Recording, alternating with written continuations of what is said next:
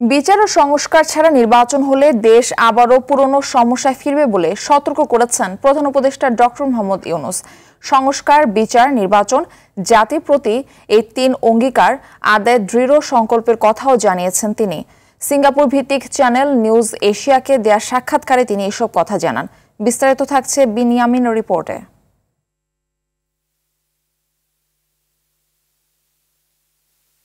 কাঠামোগত সংস্কার ছাড়া নির্বাচন হলে দেশ আবারও ফ্যাসিবাদী শাসন ব্যবস্থায় ফিরে আসবে। চ্যানেল নিউজ এশিয়াকে দেয়া সাক্ষাৎকারে ডক্টর ইউনূস বলেন, বাংলাদেশে একটি গ্রহণযোগ্য ও জবাবদিহিমূলক নির্বাচন আয়োজন করাই অন্তর্বর্তী সরকারের লক্ষ্য। তবে নির্বাচন বিচার ও সংস্কারের বিকল্প নয় বলেও মন্তব্য করেন তিনি।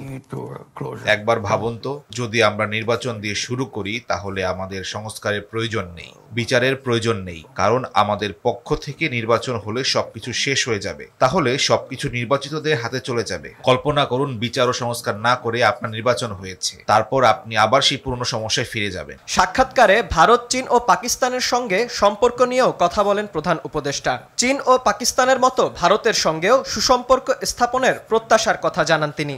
এ সময় নিজেদের স্বার্থেই নেপাল ও ভুটানের পাশাপাশি সেভেন সিস্টার্সও অর্থনৈতিক অঞ্চলের আওতায় আসতে পারে এমন সম্ভাবনার কথা জানিয়েছেন প্রধান উপদেষ্টা।